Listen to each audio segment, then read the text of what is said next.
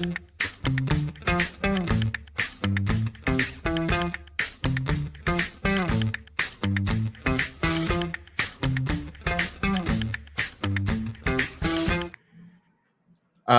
hit the wrong button at the start. All right, cool. Woo! Awesome. Well, hey guys, welcome to our live recap 1 week removed from Star Wars Celebration. We decided to give it a week because it was like Monday, Tuesday, and they were still dropping stuff, even though Celebration was over. So I was like, let's just wait till Friday. It was the after party. Totally the after party, yeah.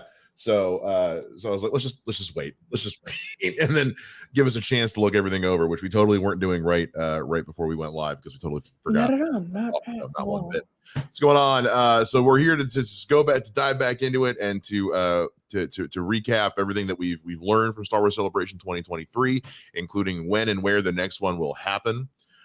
This live almost didn't happen because I totally forgot I had a dentist appointment in the middle of the day today, and they numbed half my face, and it finally wore off like half an hour ago. So we almost didn't do this because everything from here over just wasn't working. Good stuff. All right.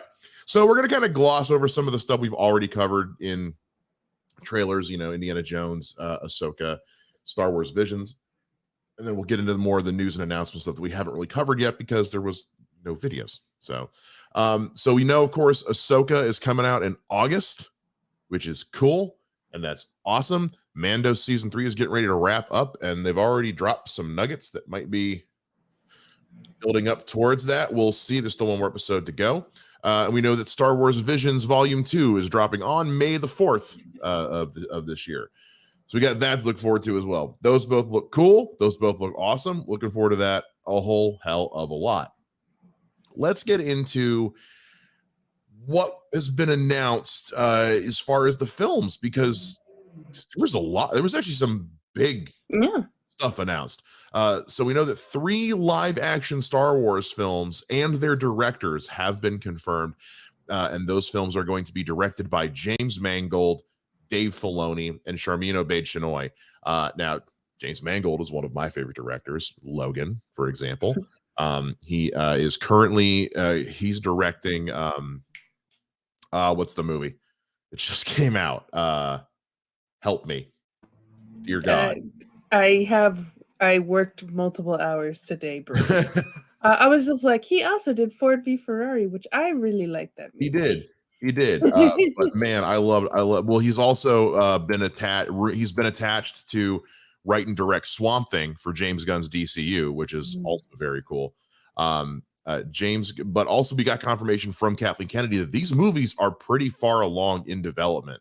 Yeah, this wasn't like, oh, we signed the paperwork today. This is like, no, these are being made, maybe not necessarily shot right now, but the production designers. We got the script. We got They're all getting back together and are going to start making these. So these are coming, and they come. What's great about these is they're in 3 different eras of Star Wars that we're getting. So James Mangold's movie is going to be set in like the old Republic, like the birth of the Jedi kind of era. Dave Filoni is going to be more like contemporary, like New Republic kind of thing. And Sharmeen Obaid-Chinoy is going to be doing more. She's actually directing the movie that will bring back, another announcement, Daisy Ridley as Rey, in a movie set, I believe they said 15 years after the events of Rise of Skywalker. So this isn't a trilogy that's coming. It's 3 separate movies in 3 different points in time in the Star Wars universe. Rumors have been flying for years. We're going to get some Old Republic stuff. Soul, how does it make you feel? So first, I would like to appreciate that they are far enough developed along these 3 different movies, and they didn't let us know anything until Celebration. Because before they'd be like, "Oh, we have a Taika Waititi movie. Oh, we have like, oh, this movie, and this person's doing this movie, and this person's doing this movie, and this person's doing a trilogy, Benioff and Weiss. And it was like before a script was written, before the production design, before anything was moved along, we had a gazillion movies by a gazillion different directors and showrunners. Like, so the fact that they were like, they learned from that and was just like, we're going to actually develop some stuff before announcing. It's because it got to the point where I forget which Bob was in charge of Disney at the time, but whichever Bob was in charge came out, whether it was Bob Iger or Bob Chapek, came out and basically said, Kathleen Kennedy, shut the hell up. Stop announcing every idea you have like it's something that's actually happening. Because you're right. It was to the point where like every other day they were announcing some like I was waiting for your movie. Yeah, like where was mine? Damn, like I should be getting one at this point. Seems like you get a Star Wars movie, you get a Star Wars movie. And so whatever Bob it was just came out basically and had a meeting with Kathleen Kennedy and just said, Kat, shut the fuck up. Shut the fuck up. Shut the fuck up. Okay. Right. So these are the three that we know for a fact we're getting. People have been clamoring for Dave Filoni to get his own Star Wars movie for a while. He deserves it. He deserves it. And his trajectory from going from animation and like Avatar: The Last Airbender, which I love, and then like doing all the Star Wars animation stuff to then going to live action and what he has learned, because he's kind of the new George Lucas. Well, I think even they've even said that he was like George Lucas's like because George Lucas was very involved with the Clone Wars series. Yeah. And that Dave Filoni latched onto George Lucas like a parasite. It was just like, give me all your knowledge. Give me everything. Exactly. And the fact that he was able to learn to be like, oh, this is how you do live action, and the differences in that he does have that animation and creative background, and being able to switch that to live action and probably view things in a different way because he started in animation. I'm very excited for him. And then Sharmeen Obaid-Chinoy, like you and I both love Ms. Marvel. So the fact that she has a movie gets me very excited. And like you said, James Mangold, I love him as a director. So far, like I'm like, yes, and yes. Because you figure, and we're probably butchering her names, but Sharmeen Obaid-Chinoy, what she did with Ms. Marvel, handling essentially a coming of age story with a young woman who's trying to make her bones in the world, like that's Ray, and that is something that they crushed it with the storytelling with Ms. Marvel, with the characterization of Kamala Khan. So giving her, because Sharmeen Obaid-Chinoy doesn't have a ton of film experience. She's mostly been a writer more than like a filmmaker or a TV maker. So that they're willing to trust this with her, because when you can put Ms. Marvel on your resume of I did that's the equivalent of like every time the South Park guys go to re-up their contracts, they just show up with all their Tonys from Book of Mormon. Just like, there you go. There's our bona fides. Give us the money we're asking for. Right. James Mangold, like what he did with Logan was life-changing as far as like comic book film creation and script and adaptation. It's the new Indiana Jones, by the way, is what he's directing. I just remembered it. So and the fact that James Gunn has also entrusted him with Swamp Thing in his new DCU, that he's in some variation a part of that world building, like James Mangold's a guy who knows how to play with the team.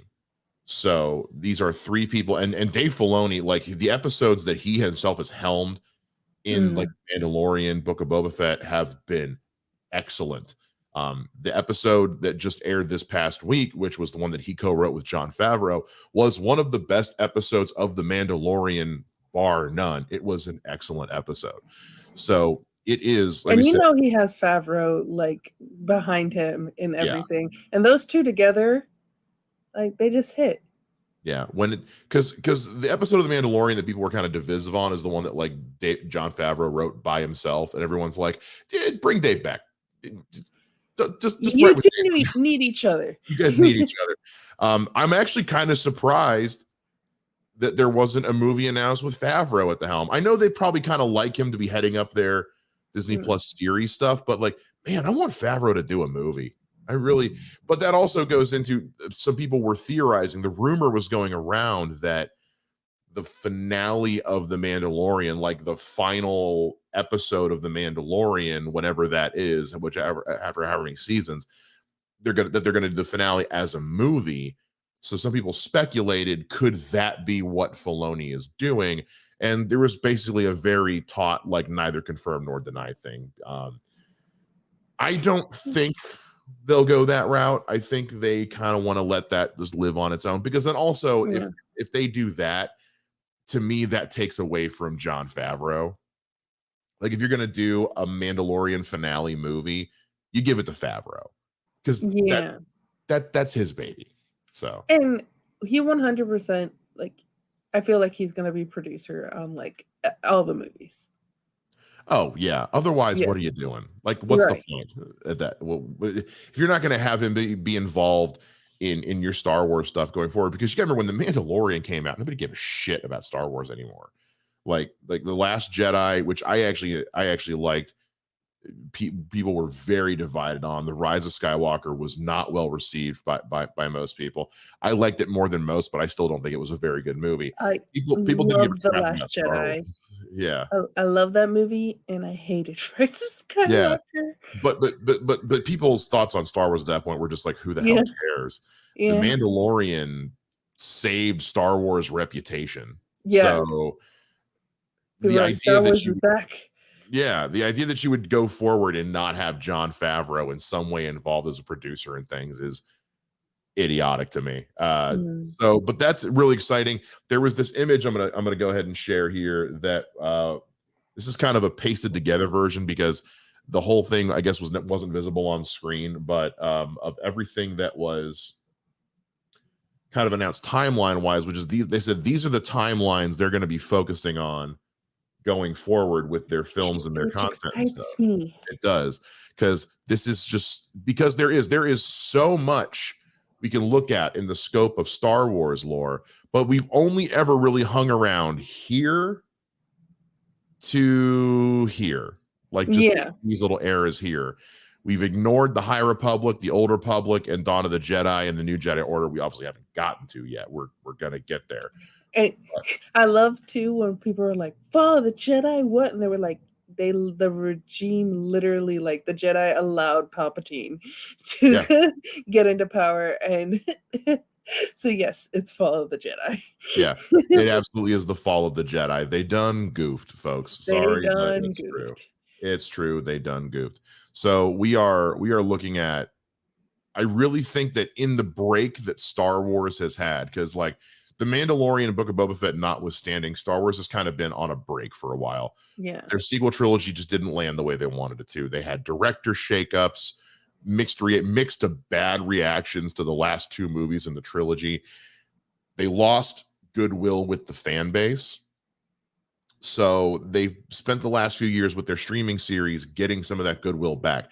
Book of Boba Fett wasn't as well received as they might have liked, but for the most part, people did seem to enjoy it. And The Mandalorian's been their golden child. Yeah. So this is their way of saying, like, okay, we've taken this time to figure out what we want to do next. We know what we're good at. We're going to focus on what we're good at.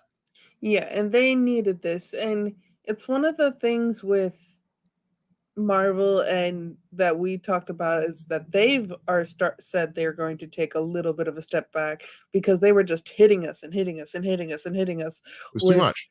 So much crap.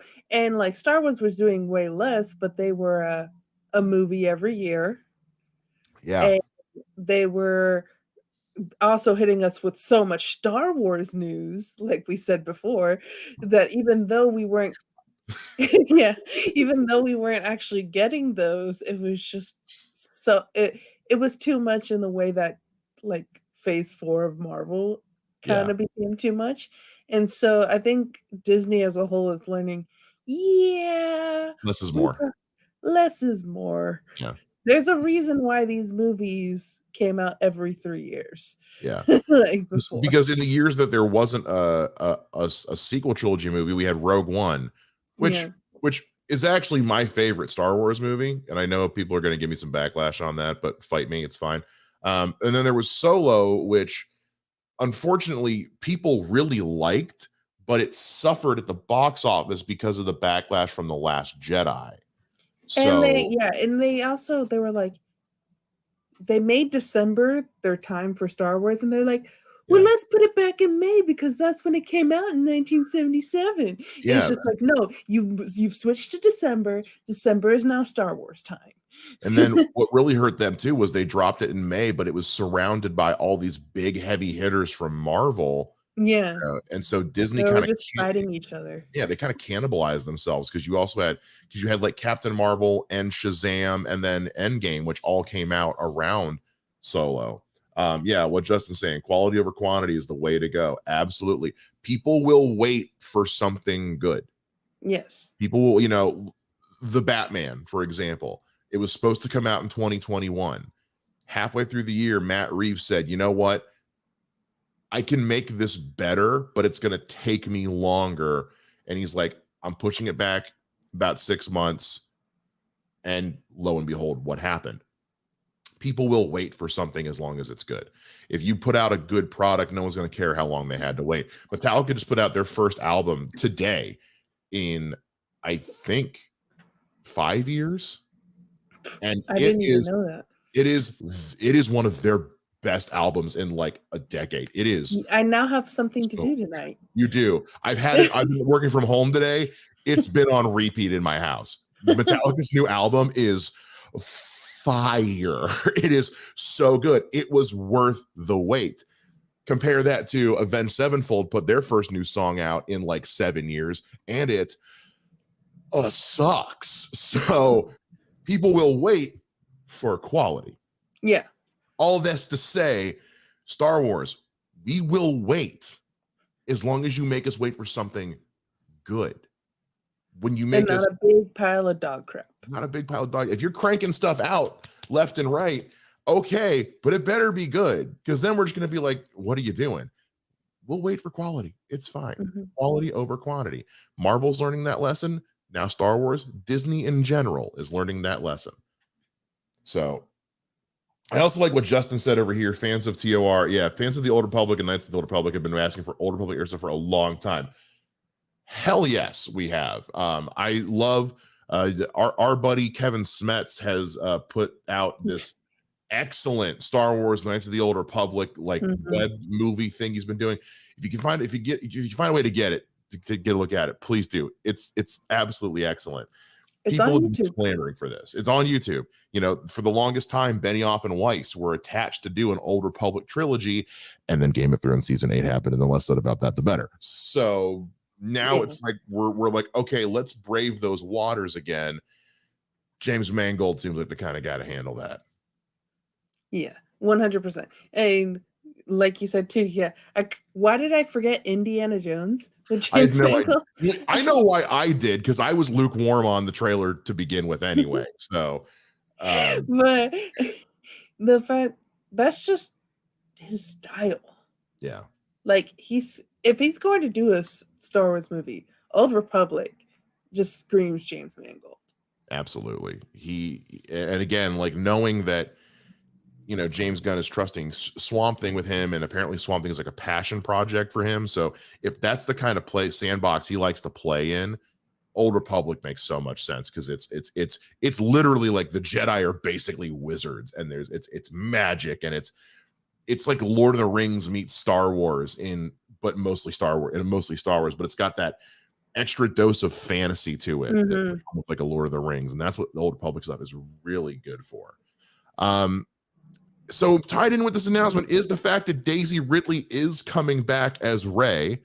I'm only going to call her Rey. I'm not going to call her anything else but Rey. There's no other names. She does not have a last name. She doesn't have a last name. She is a nobody. That should have how it ended. I have to be completely honest.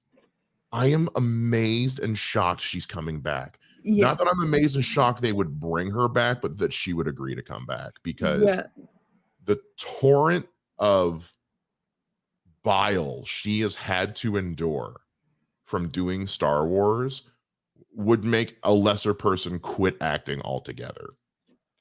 And as so Jason says here, but why? Money. They must have dump truck full of money. Yeah, they handed her a blank check and said, I can write a lot of zeros on this check, Daisy. But also, I think a lot of it goes to what we said earlier, which is the fact that you have Charmin heading this thing. Yeah. Crushed it with Ms. Marvel. And they probably went, and again, like I said, we're very far into production, into development on this thing. So they probably presented her with a hell of a script. Mm-hmm. With a nice big blank check pinned to the front of it. And they said too that this is far enough along, because if they came to Daisy with just that idea like, hey, she'd probably be like, fuck you. Yeah. Well, it's also the promise of what we know the movie is supposed to be about. All we know is that it's set 15 years after Rise of Skywalker, and it's supposed to be her trying to rebuild the Jedi Order because she's what's left. And but she knows there are others out there. So we're no longer in a place where the Jedi have to be afraid anymore. So she's like, I'm going to try to do what Luke was too disillusioned with the Jedi Order to lead it again. He was too embittered, regardless of what you think about that. Learned too much about the fall of the Jedi era and was just like, yeah, they weren't great, which in all honesty, they weren't great. Right. Luke was right. Luke was right, guys. Especially after you watch Clone Wars, you're like, oh, Luke was super right. Yeah. And that's kind of in the reason why I like The Last Jedi so much is in the realm of Star Wars, probably doesn't work well, but in the realm of like reality and looking back at your history and being like, yeah, history's not great. I'm like, this is brilliant. So it was just like, I understood why people were upset, but then I'm like, but this is real life, though. That's how he would be in real life. I think that's why I like The Last Jedi as much as I do, is because it's like, everything wasn't sunshine and rainbows. Everything wasn't, the Jedi weren't squeaky clean. They weren't innocent in all of this. Like, they had a part to play in why things went the way they did. You have to be able to recognize the faults of the Jedi Order. It was a flawed system. Plus, when you also look at things like Tales of the Jedi, the Count Dooku episodes, the Jedi Order done goofed. Yeah. Kind of like people say about Batman a lot, where like Batman creates his own villains because of his actions. The Jedi Order created their own enemies. Yeah. And I think people just weren't ready to have that conversation when The Last Jedi came out. No, they weren't. To me, The Last Jedi was Star Wars, but injected with some realism. And that's why it was the most realistic compared to real life on the way people would act. And in the sense, too, look at the way the prequel trilogy is now beloved when it first came out was not. And I love Attack of the Clones probably because it's the first Star Wars movie that I saw in real life. But that government stuff and all the like Senate stuff, and maybe because I'm a very big politics nerd, like I really enjoyed. And people now look back at those movies and are like, oh, this is actually really great. And people look back at it with nostalgia. So 100% these sequel movies, probably a few years down the line, like my niece loves Rey, dressed up as Rey for Halloween. Like, so for her Star Wars is the sequel trilogy. Yeah. And I hate Attack of the Clones. It is my least favorite Star Wars movie, like bar none. You like Phantom Menace more? Oh, by a lot. To me, the gap between no. Rise of Skywalker is my worst, and then Phantom Menace. See, for me, it goes Rise of Skywalker, and then the very bottom is Attack of the Clones. But that gap is massive. Like to me, it's like Rise of Skywalker, and then it's a fucking pitfall through the center of the earth to Attack of the Clones. I mean, I think Attack of the Clones, I know, is a bad movie, but it's my first Star Wars movie. So and that's fair. That's fair. It wasn't my first Star Wars movie. I fucking hate that movie. So and by the way, Jason, I saw this comment. Leia Poppins made no sense. You explain to me how the Force works then. Please explain to me how the Force works. I'll wait. That's not how the Force works. It's not how the Force works. Who are you to say how the Force works, Han? You didn't believe in this shit until a few years ago. So it's going to be really interesting to see. Hey, you don't want him to do the Heisman? You want her to do the Heisman pose? Like, but so someone did ask Dave Filoni if he thought that a Star Wars movie being a Mandalorian finale was the next logical step, and he was just basically just, it's complicated, which is a great way of saying shit. That's a good idea. We'll see. I guess I'm gonna make a second movie. Hey guys, I know we said we were doing this one. Can I do this one instead? Can I do both? I'll go talk to John. It's fine. We know, of course, now also we didn't see him we didn't hear him or really see him in the trailer, but we know Grand Admiral Thrawn is popping up in Ahsoka, and it was confirmed that he will be played by Lars Mikkelsen, who voiced him in the television show Rebels. We're starting to see a little bit more of this now, where we've got actors coming back to play the characters they voiced in an animated version. And I think, again, because James Gunn over at DC has put the stake in the ground of anybody he casts in a voice role is also going to be used in a live action role and vice versa. And we saw elements of this with like The Last of Us, where they were bringing in voice actors from the video game to play different roles in the show, The Last of Us. But with Star Wars, this is one of the first times, not the very first, but one of the first times we've kind of seen this crossover, because a lot of the time we have different actors for live. Like, we didn't get Jason Isaacs as the Grand Inquisitor in Obi-Wan, which would have been dope. But honestly, should have been. It was a missed opportunity. Unless Jason Isaacs said no, which why would he? I don't know. Jason Isaacs seems like the guy who loves fun, so I wonder if he was even asked. I don't think he was.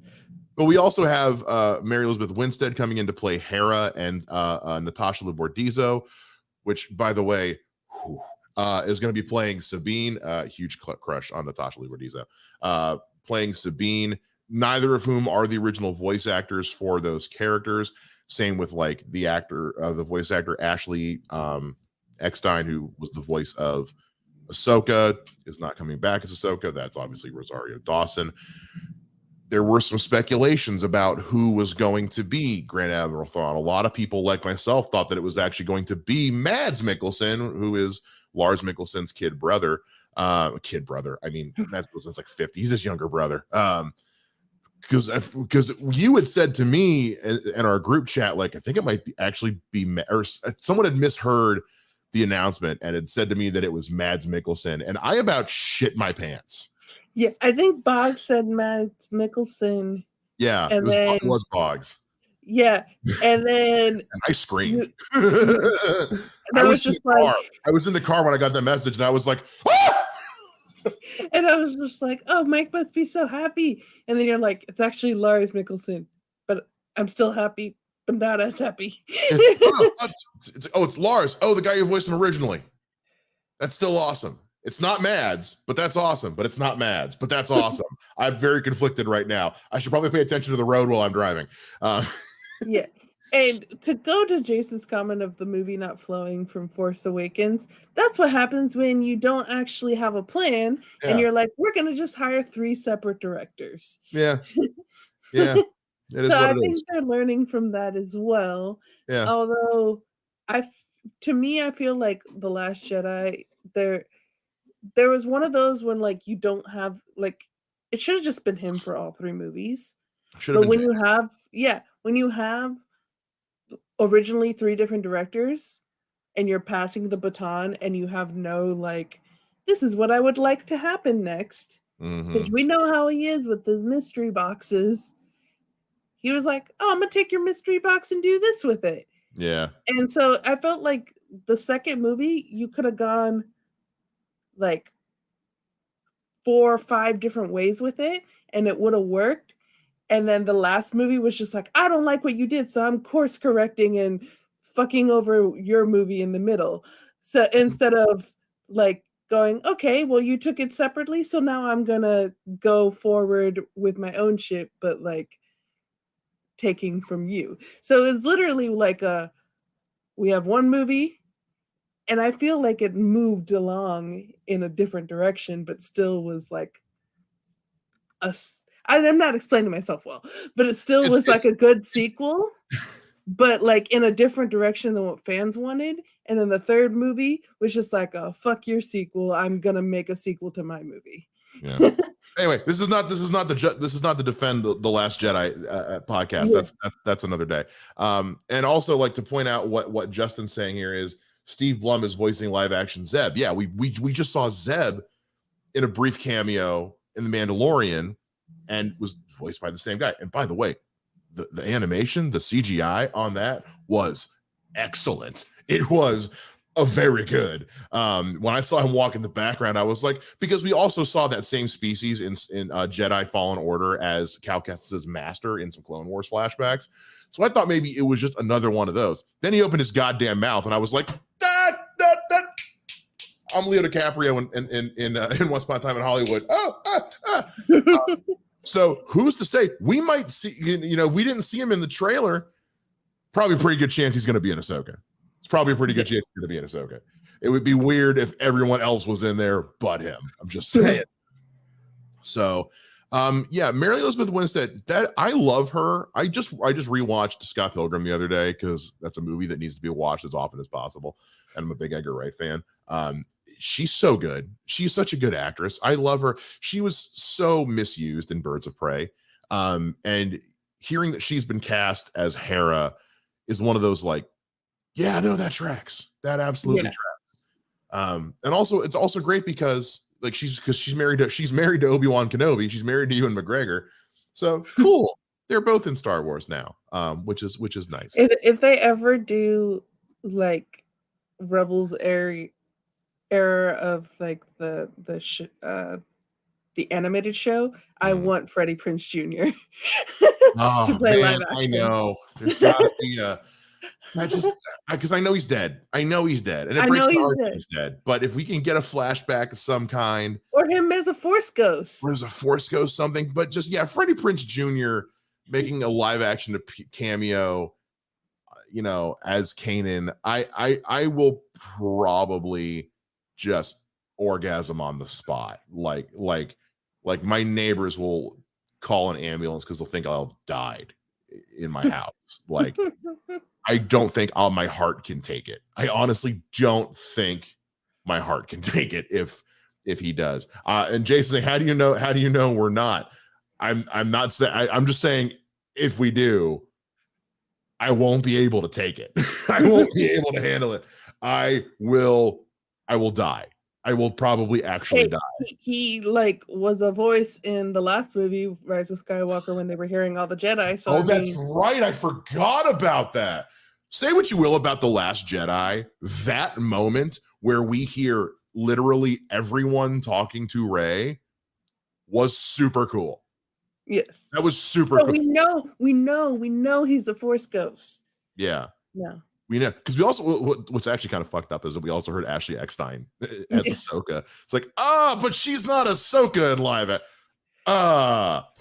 Oops. Oh, well. But that was still, say what you will about the movie. That moment was dope. There was just some other stuff that kind of came out and from shrug, Adam Driver shrug. I was just like, you are Han's child. It wasn't earned. It was not earned. It was not earned even a little bit. Anyway. You were like, okay, trying to stay on top of here. We just some other little stuff that came out. Apparently Rosario Dawson trained for 14 hours a week to recreate some of the animated show stunts. Because if you've ever watched the show, Ahsoka does some flips and kicks and shit that should not be possible, frankly, even for a Jedi. She was like, what Yoda did in Attack of the Clones, that's me. I'm gonna do it. You see that a lot of times in animated shows, especially with Star Wars stuff, where they do these jumps and flips. And I'm like, yeah, even for a Jedi, that's asking it to accept a lot. We know that Mon Mothma's coming back for Ahsoka, but she's playing older Mon Mothma now, no longer with a new hairdo. With a girl, strut that runway, mama. And we know that Andor season 2 is aiming for August of next year. So summer of 2024 is when we're looking at Andor season 2 coming, which is fine. Again, I will wait for quality. And Andor was one of those shows I did not expect. You haven't seen Andor yet. So I've seen the first episode, and it's not because I don't want to watch it, but it was it's like a lot. it literally fell in like the first 4 episodes, especially because they did the first 3 in 1 week. Yeah. I was on vacation. Yeah, you were And traveling. then I was traveling, and then I got back, and then I'm like, okay, I'm already like, by that time I was already like 5 episodes like missed, and I was like, I got other shit to watch. Yeah. I'm here for it, but so when they say that like it's going to take them like another year, like that makes all the sense in the world. Andor was a big show. It was 9-hour-long episodes that did a lot of world building. They were very practical, a lot of big sets, and it's slow burn, deliberately paced storytelling. That was a show I was like not super like. I was like, okay, cool. Cool. I don't care. And then I watched it and I was like, I want more of this. Like, to me, Andor is like Star Wars for grown-ups, and I want more of that. So I next like the August, first episode. do what? I like the first episode. It's a very good show. I love slow burn stuff. Like, that's why I watch the Batman once a week. I don't care that it's 3 hours. It's fine. So if they're telling me they need that full year, fine. That's fine. You guys have earned a lot of goodwill for me as far as, I mean, like we said earlier, we will wait if it's good. Wait for quality. Next comes the pretty much the only other surviving announced show from that initial show slate that was announced like 5 years ago. Yeah, because we were talking about, Kathleen Kennedy came out and announced 1 billion shows, and almost all of them have been canceled. But The Acolyte is not Kathleen Kennedy's fault. Not entirely her fault, but they've all been canceled. Yeah. Except for Rogue Squadron, the Rogue Squadron movie, which can't find a director. So yeah, that's another problem. Some of them was because actors sometimes are not the best people. Nope. Never beat your heroes, kids. But The Acolyte's still coming. I still know nothing about what the hell this is even supposed to be. Apparently Frozen meets Kill Bill. Yeah, and apparently they showed some stuff at Celebration, has not been released to the public.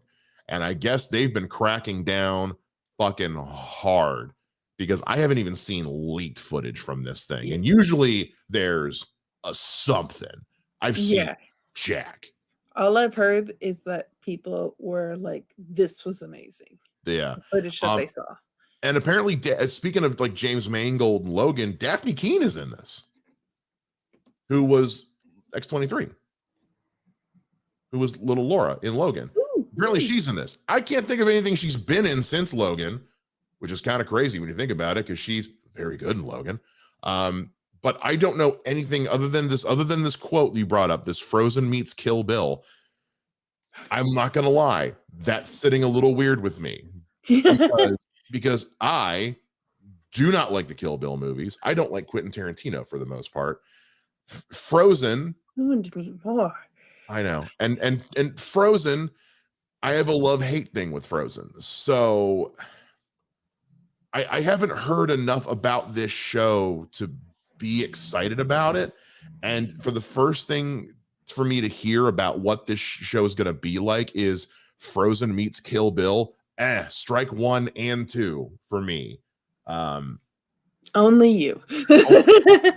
I know. So for me, I'm just kind of like, and also we've heard that it takes place during the High Republic era. So I'm just kind of sitting here like, cool, show me a trailer. We also know that it's coming out in 2024 on Disney Plus, but right now I'm just like, show me a trailer.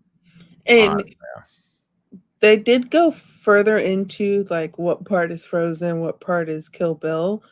And he said so much of it was about the sister relationship. So much of it was about the villain actually being a powerful, misunderstood woman. There was just so much of it that I couldn't believe what I was watching. I couldn't believe that it was a cartoon with music. It was hitting me on such a deep level and yet servicing the genre so well.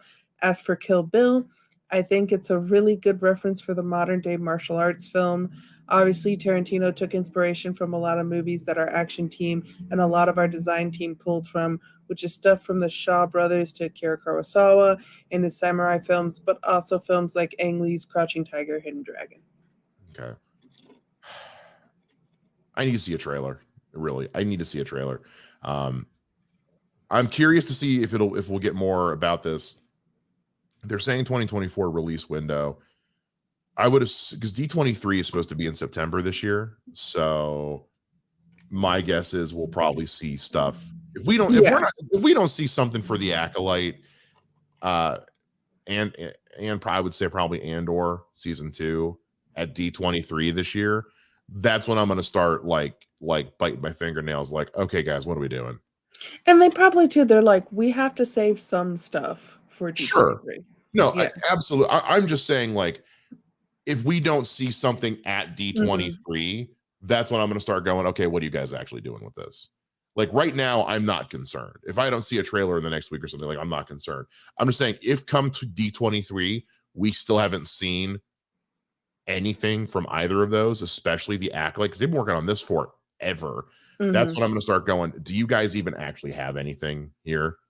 You know, I'm going to start treating it like a Kingdom Hearts sequel. Like, oh, are you making another one? Are you really? Is it going to be another 15 years till we get this one too?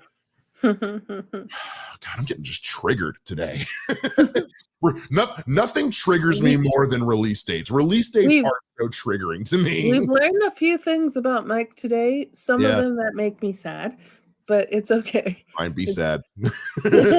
Be sad. I don't care. I love the Kill Bill films. It's between like Kill Bill and Inglourious Basterds as like my favorite Tarantino movies. I have mixed feelings on Inglourious Basterds.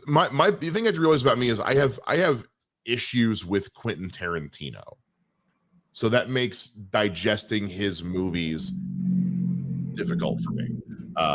So yeah. One of the things we haven't gotten to yet is so there's this new show being made by Jon Favreau, I believe, called, or no, Dave Filoni rather, called Skeleton Crew, which is going to have which comes this year.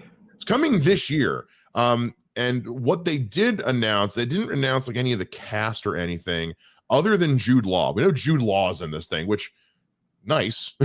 Always we good. do have directors. Yeah, we've got John Watts, David Lowery, Bryce Dallas Howard, of course, the Daniels, and Jake Schreier and Lee Isaac Chung. Man, Bryce Dallas Howard just popping up all over Star Wars, and with the exception of one episode of The Mandalorian, everything she's done has been 10 out of 10. Hey, there are amazing directors with misses on their resume. So exactly. So I still don't know a whole lot about what Filoni literally said. He's like, there is very little I can actually say about this. Jon Favreau said that the idea for Skeleton Crew has basically been getting tossed around Lucasfilm since before Disney Plus. Like this is something they've been working on since before like The Mandalorian was even a thing. It's probably one of those things where like someone had an idea and they're like, that's a great idea, and then like it always get pushed to the side because of everything else that they were working on, but then they would add a little bit here and there. So who's to say? We also know that Tales of the Jedi, which you and I both loved, is getting a second season. It did not say who the season was going to be about, because season 1 was about Ahsoka and Count Dooku.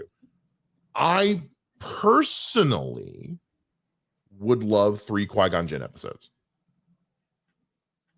I'd like some Qui-Gon Jinn episodes, but that's just me. I don't know. What about you?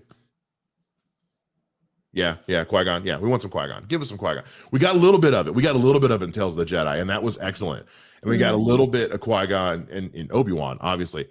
I love that we are getting back into, like, we're not keeping the separate trilogies separate anymore. We're tying everything together again. Right. Because a lot of times Liam Neeson's name gets left out when people talk about good things from the prequel trilogy. Yeah. Liam Neeson was a Jedi, y'all. Like, I don't. One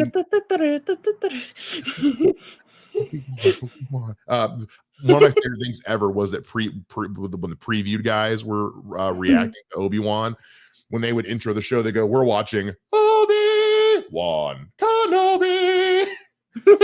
Loved it. Obi-Wan every time. It made me giggle. I haven't watched Bad Batch yet, but it's getting a third and final season. That was officially confirmed. I apologize for not reviewing the finale of Bad Batch, but it was great. Yeah.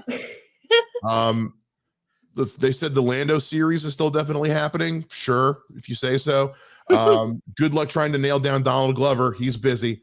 Taika Waititi still working away on his Star Wars film. Sure, if you say so. There was a final trailer released for Jedi Survivor. We did not react to it. I have not seen the trailer yet. Maybe this weekend. We'll see. I honestly, at this point, I don't want to watch any more trailers for this game. I just want to play the goddamn game. See, I'm not a video game person, but I feel like watching like on YouTube, or maybe if you decide to play it, I'll watch you play it or something.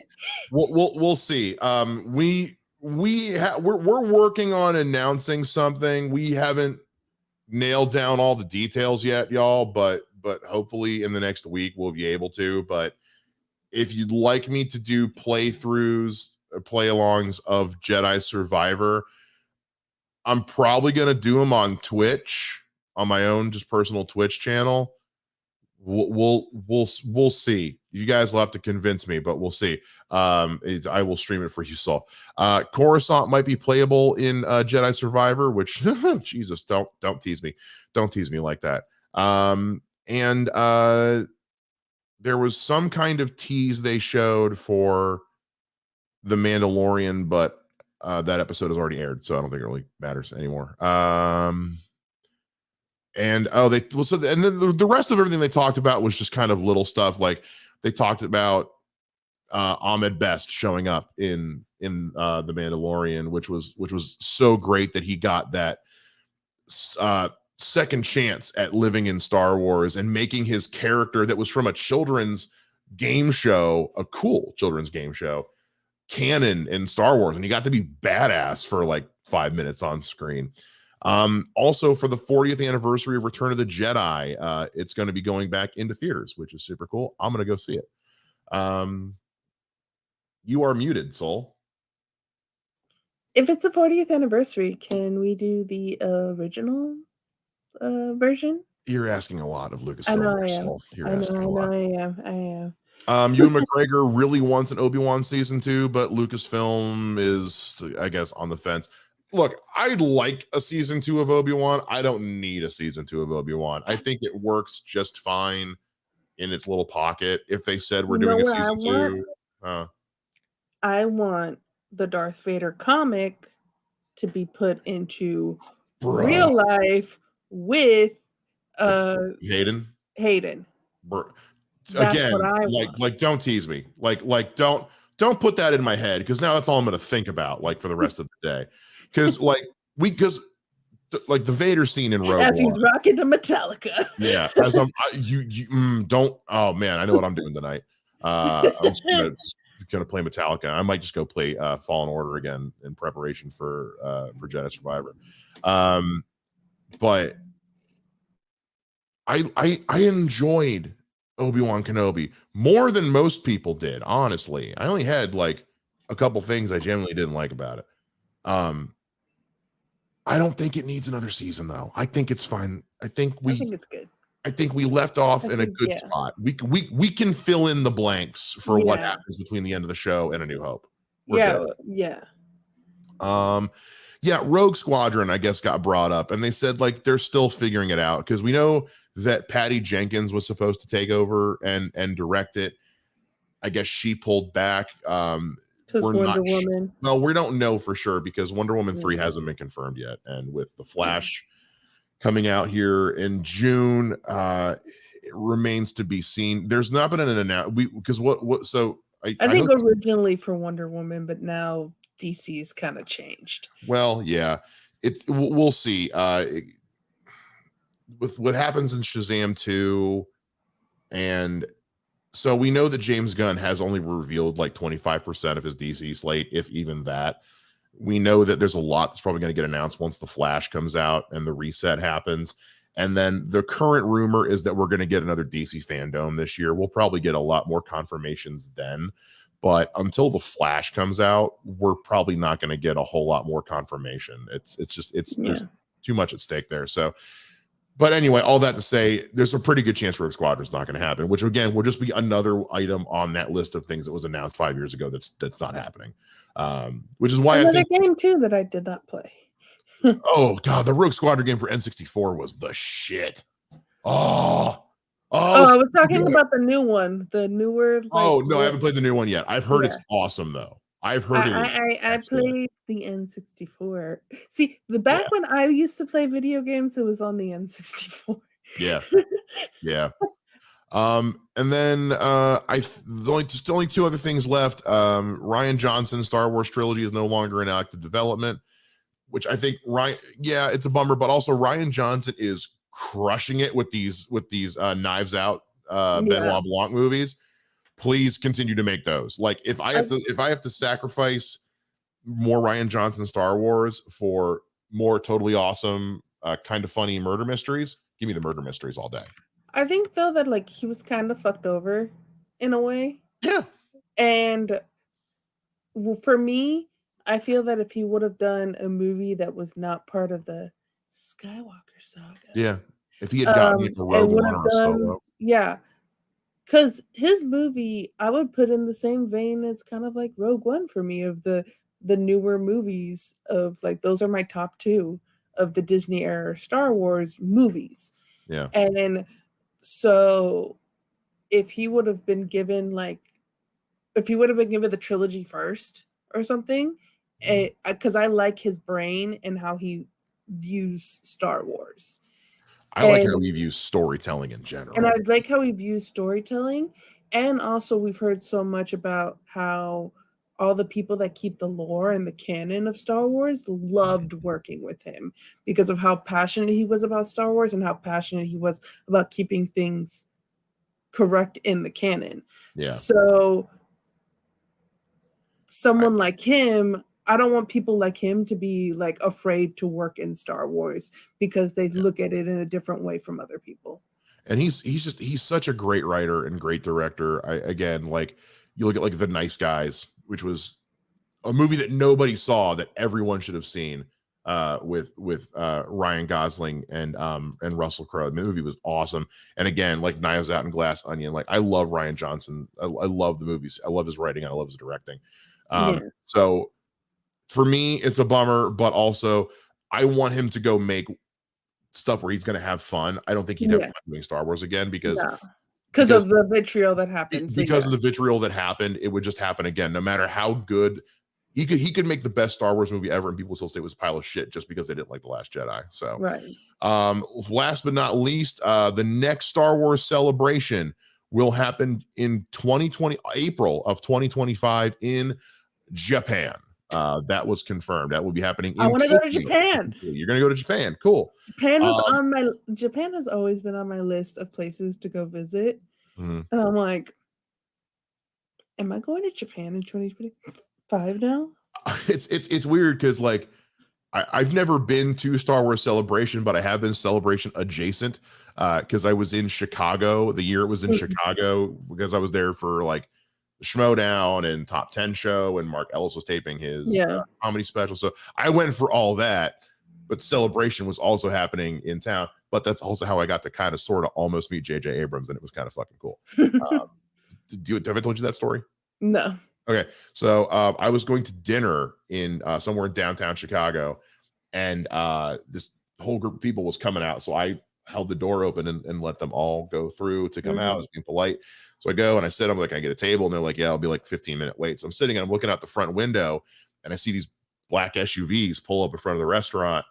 And I see a guy get into the SUVs with some big old thick black rim glasses. And I'm like, I just held the door open for J.J. Abrams.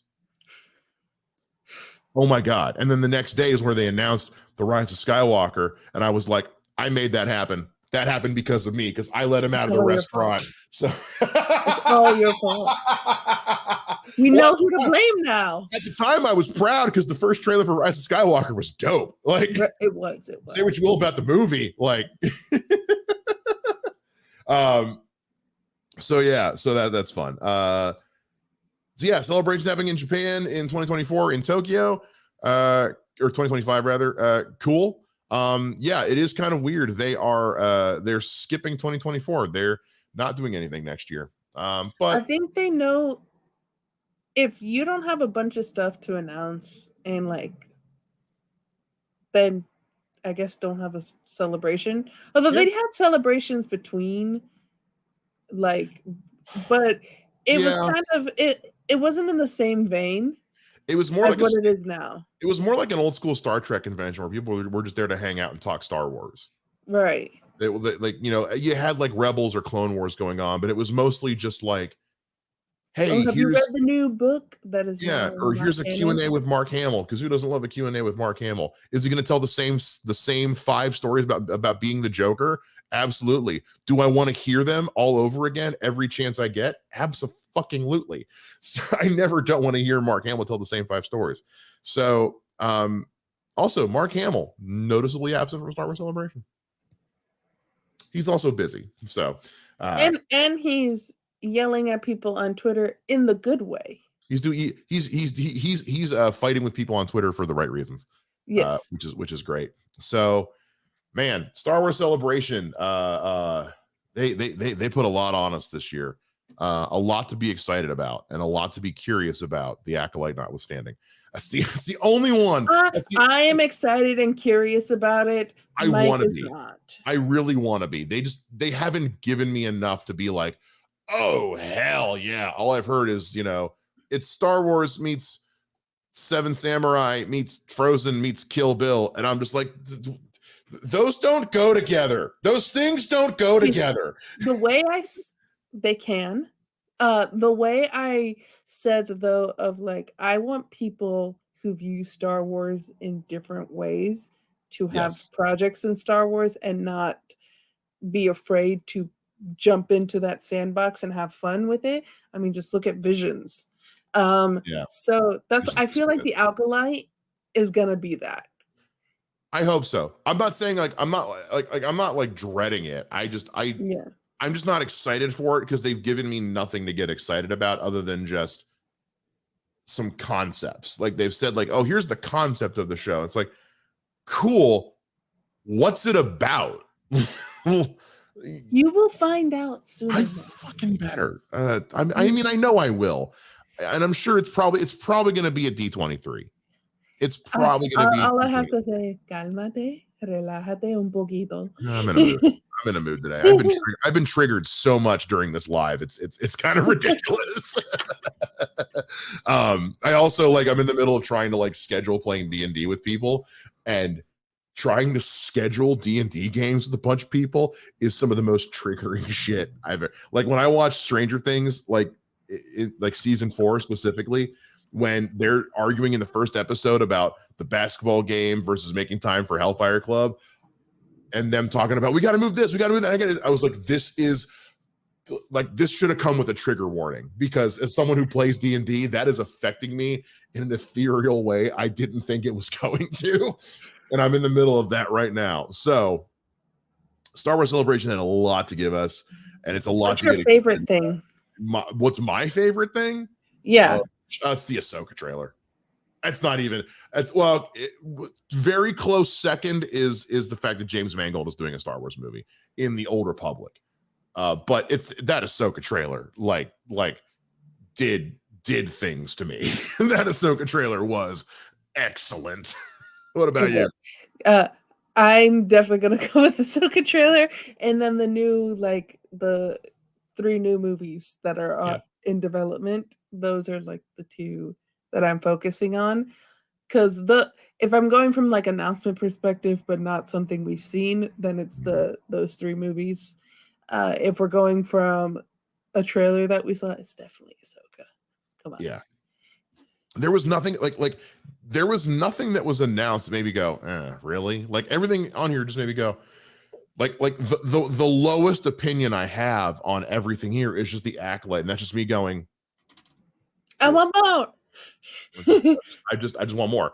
I don't have enough to be excited yet. It's not that I'm dreading it. It's not me going, oh, this is gonna suck. It's me going, and what else? Like, tell me probably more. like, you got enough. You'll get some more later. Yeah, like at least with like Skeleton Crew, which I know like about as much about that as I do the Accolade. At least with that, like I know who's like directing on the episodes, and that like Jude Law is starring in it, and that it's something they've been working on for a long time. The Acolyte, Justin feels your pain. Yeah, it's so bad. The Acolyte, to me, it's like that's a phrase that means nothing to me.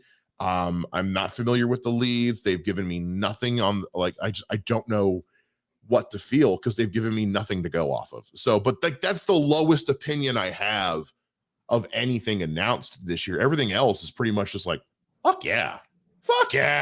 And then you get the Ahsoka trailer, which is excellent in every way. Go watch our reaction. Go watch our reaction. Specifically, watch the short I put up of our reaction, because I had a reaction to that trailer. That has been our live recap of everything from Star Wars Celebration 2023. Thank you, everybody who joined us in the chat. Thank you, everybody who's joined us watching along, maybe not chatting with us, who's watching this on the replay. Thank you guys very much. We'll have another live coming up for you guys, hopefully sooner rather than later. In the meantime, make sure you guys check out our Mandalorian reviews, our Ted Lasso reviews, our Star Trek Picard reviews, what you guys have been enjoying with Boggs, and hopefully some other stuff here soon, sooner rather than later. More on that to come. Soul, any final thoughts? Thank you guys for being here, and I'm excited. Yeah. It's a good time to be a Star Wars fan again. And I haven't been able to say that in a while. Like that's what's cool about this year is like, I feel like I need to read some of the books, because I bought the first book in High Republic and read that, and then I haven't caught up with any of I the haven't books. touched High Republic yet, and like everything I've heard online is that High Republic is good shit. I need to get into that. My sister is a huge Star Wars fan. She's been wanting to get into it too. I gotta tell you, like 2023 and 2024 are shaping up to be like the years of redemption for two of my favorite franchises. Nice, because Star Wars is coming out after this celebration. Star Wars is coming out swinging, and DC is coming out swinging over the next year and a half too. So like two of my favorite franchises are kind of like they're Stella getting their groove back, and for the first time in a long time, I can say with confidence it's a good time to be a DC fan, and it's a good time to be a Star Wars fan. And I haven't been able to say that in a while. So I'm feeling good. All right. We got to get the hell out of here, guys. It's dinner time. My face has been numb for all day, so I've barely eaten anything. And looking for some food. I need some food. Clearly, I'm wasting away. Look at me. I'm a shadow of my former self. Good God. It's like I'm withering away. Anyway, guys, thank you again so much for hanging out with us. We'll see you guys again next time here on Off the Wall. Bye. He's a growing boy. I'm a growing boy. My grandma my grandma used to always say, "Oh, you're looking thin. Do you need me to feed you?" She doesn't say that anymore. She knows I'm fine. Doing okay.